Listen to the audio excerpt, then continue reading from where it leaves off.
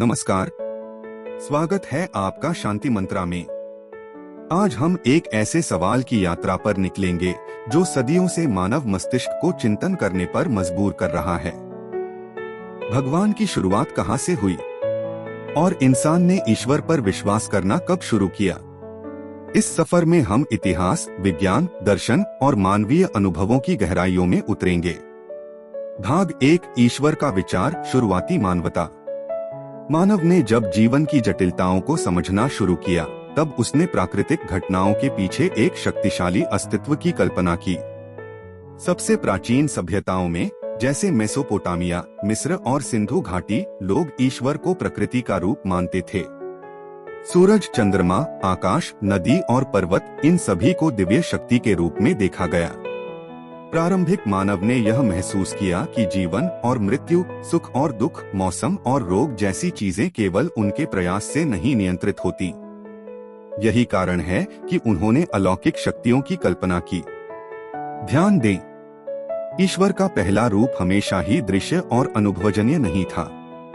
शुरुआती मानव ने अनजानी शक्तियों को भय और पूजा के रूप में व्यक्त किया। इस समय के मानव के लिए ईश्वर न केवल सृष्टि का निर्माता था, बल्कि उसकी सुरक्षा और मार्गदर्शन करने वाला भी था। भाग 2, धार्मिक विश्वासों का विकास।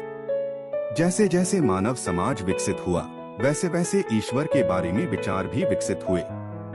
शिकार और कृषि समाज, मानव ने देखा कि पृथ्वी उपज देती है और जानवर जीवन का स्रोत हैं। इसके लिए उन्होंने अनुष्ठान और पूजा शुरू की। संगठित धर्म, जैसे ही नगर और राज्य बने, धार्मिक संस्थाएं भी विकसित हुई। मिस्र में फ़राओ को देवता माना गया। भारत में वेद और उपनिषदों की रचना हुई। धार्मिक ग्रंथों ने ईश्वर के विचार को स्थायी रूप दिया और समाज में मानवीय विश्वासों का केंद्रीकरण किया। ध्यान देने वाली बात यह है कि इंसान ने ईश्वर को केवल शक्ति के रूप में नहीं देखा, बल्कि उसे नैतिकता, न्याय और जीवन के उद्देश्य का आधार भी माना। भाग 3, विज्ञान और दर्शन की दृष्टि। दर्शन, ग्रीक और भारतीय दर्शन ने ईश्वर के स्वरूप और उसकी शुरुआत पर विचार किया। प्लेटो और अरस्तु ने ईश्वर को सर्वज्ञ और सर्वशक्तिमान माना।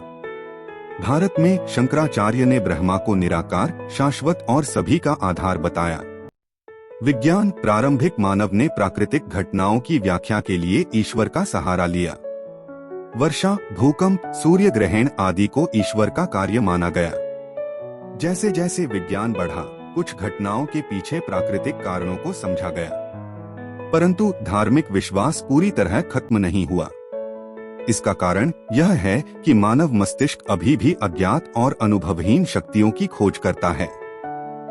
भाग 4, मानव मन और ईश्वर। ईश्वर का विचार केवल धार्मिक नहीं, बल्कि मानसिक और भावनात्मक अनुभव भी है।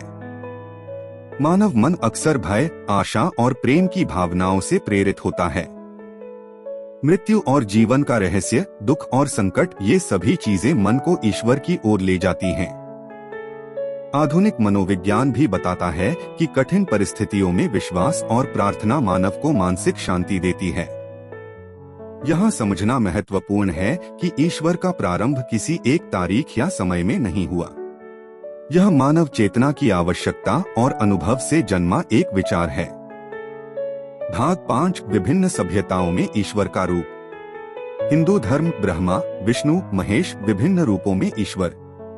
ईसाई धर्म, ईश्वर पिता और यीशु मसीह के माध्यम से। इस्लाम, अल्लाह केवल एक सर्वशक्तिमान और असीम। बौद्ध धर्म, ईश्वर के बजाय ध्यान और आत्मज्ञान पर जोर।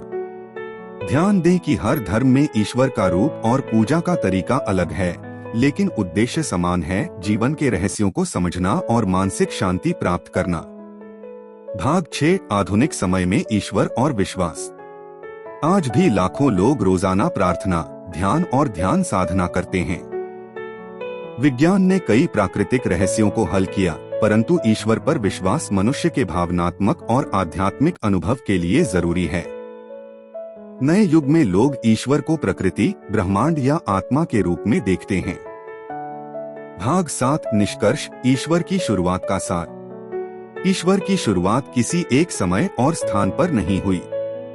यह मानव चेतना की आवश्यकता और अनुभव से विकसित हुआ। इंसान ने ईश्वर पर विश्वास तब शुरू किया जब उसने जीवन और मृत्यु, सुख और दुख और अनजाने रहस्यों का सामना किया। विश्वास, पूजा और ध्यान मानव को मानसिक और आध्यात्मिक शांति देते हैं।